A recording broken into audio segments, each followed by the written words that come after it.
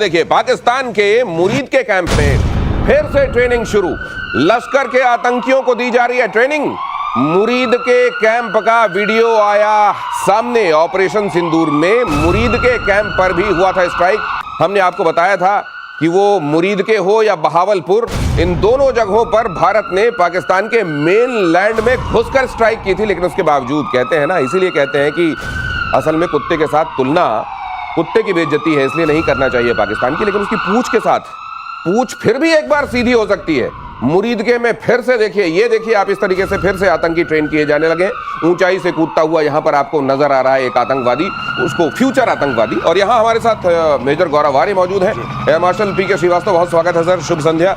ये आप लोग तो बहुत अच्छे से जानते हैं कि सुधरने वालों में से नहीं है, लेकिन मुरीद के में जो इनकी मुराद थी वो पूरी हुए अभी कितने दिन हुए हैं? मतलब इतनी जल्दी फिर से इनके पर उगाए मेजर गौरव आर्य?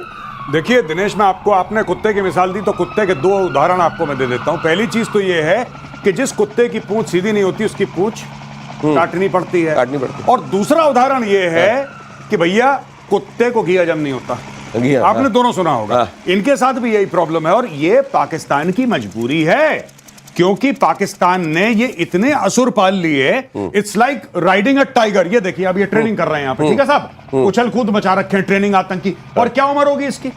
18 ये करते होंगे मेरे ख्याल से कि अच्छा यहां पर जाओ ट्रेनिंग करो, देखना तुम्हें आतंकवादी वाले उसमें भेजना है या सेना वाले में भेज देना, हम तय कर लेंगे, वहीं पे उसी ट्रेनिंग में काम हो जाएगा। प्लेसमेंट बराबर की है।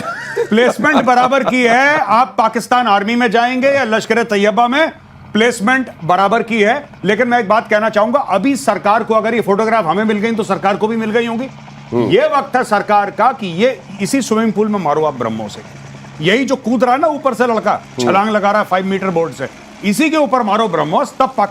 वरना हम लोग क्या करेंगे दिनेश भाई, हम लोग वेट करेंगे कि एक और कश्मीर में हमला हो जाए, कुछ और इंडियन मर जाए। हम अपने काम को लेजिटिमेट बताने के लिए ये जो इंतजार करते हैं, क्या ये जरूरी नहीं है? ये बिल्कुल भी जरूरी नहीं है। लेजिटिमेट क्या है? देखिए सरकार की ड्यूटी क्या है? लोगों के जान और माल की रक्षा करना, राइट। हम वेट करें कि भाई वो आके हमें मारे। यहाँ पे 15, 20, 25, भगवान ना करे, मैं ऐसी बात कर रहा हूँ, भगवान ना करे ऐसा हो कि 15, 20, 25 लोग मरे यहाँ पे। उसके बाद सरकार जब, अरे भाई पहले जब आपको फोटोग्राफ आपके पास है, प्रूफ है, अभी मार दो। और यहाँ पर चाहता है फिर ट्रंप सीजफायर करवा देगा, मान लेना, फिर मार देना, फिर सीजफायर हो जाएगा। और यहां पर देखिए कुख्यात आतंकी हाफिज सईद मुरीद के में वो नजर आया है। यहां जो ट्रेनिंग हम आपको दिखा रहे थे, यहीं पर हाफिज सईद नजर आया है। वैसे कहने को वो पाकिस्तान की जेल में लश्कर के हेडक्वार्टर पहुंचा आतंकी हाफिज सईद की शान में गाए जाते गाने भी सुनाई दिए। ट्रेनिंग की निगरानी कर रहा था हाफिज सईद, देख रहा है कि भाई सही लोग भर्ती हो रहे हैं, कहीं नाम खराब ना हो जाए लश्कर तैयबा का। बिल्कुल सही जो गौरव ने बताया वही बात है। प्रीएम्पशन जो है आपका राइट है। अगर आपके बार बार आपके साथ ऊपर हमला हुआ है तो प्रीएम्प्ट करना आपका इंटरनेशनल लॉ के हिसाब से भी राइट है। तो इसलिए हमारी सरकार को ये सर देखिए ना, वहां सांस्कृतिक कार्यक्रम भी किए गए हैं हाफिज की शान में। सुनिए जरा, ये कितने लोगों को अपने चक्कर में खुदा हाफिज करा दिया हाफिज सईद ने, लेकिन फिर भी हाफिज सईद जारी है और हाफिज सईद की तारीफें जारी हैं। और ये पाकिस्तान को क्या है, वो लोग जिन्होंने टेरर लिस्ट बनाई, जिन्होंने कुख्यात आतंकी घोषित किया, जिसकी वजह से FATF और तमाम धमकियां हुई, क्या उनको ये दिखाई दे रहा है कि हाफिज सईद क्या कर रहा है? भाई साहब एक बात बताइए, आपने आज तक किसी आदमी के ऊपर तारीफ का गाना सुना है? मुझे इसके लक्षण ठीक नहीं लग रहे हाफिज सईद के। आप खुद बताओ कि हाफिज सईद ऐसा है हमारा, आपने कभी सुना है? अच्छा, आप कह रहे हैं कि जो बाद में गाए जाने वाले गाने होते हैं आदमी के बाद, वो अभी क्यों गाए जा रहे हैं? जिंदा है कि नहीं, आप ये कह रहे हैं क्या? अरे मैं ये कह रहा हूं कि पूरी शेर और शायरी जो है, आपने शेर और शायरी में देखा कि मर्द की खूबसूरती का कोई वहां पे बखान कर रहा हो? अच्छा, ये खूबसूरती वाली नहीं, ये कह रहे हमारा कायद है और बड़ा फला, कायद मतलब लीडर है हमारा, और बड़ा धमाकेदार है फलाना ढिमका, पता नहीं क्या कर रहे हैं।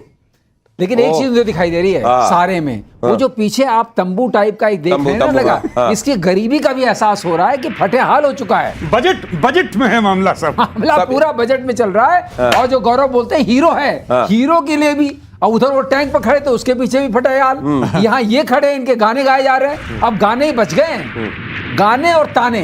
उसके बाद हमें इनके ऊपर डालना है अपना जो चूरन बोलते हैं, चूरन डाल के थोड़ा सा एडजस्ट कर लिया लेकिन सर जाए। अब इसमें एक और महत्वपूर्ण बात है, जो आप कह रहे हैं ये हाल हुए क्यों हैं, हाँ। ये हम आगे बताएंगे अपने अच्छा दर्शकों है। को। पाकिस्तान में दिखने लगा ऑपरेशन सिंदूर का असर, देखिए वो खबर।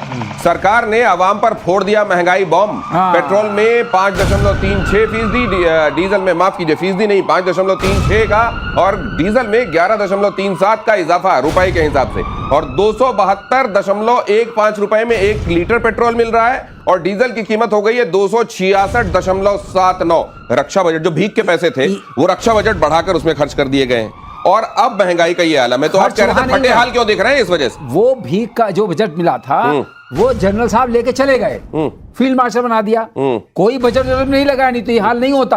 और दूसरी बात ये जो बड़ा है, अब तो चक्का जाम।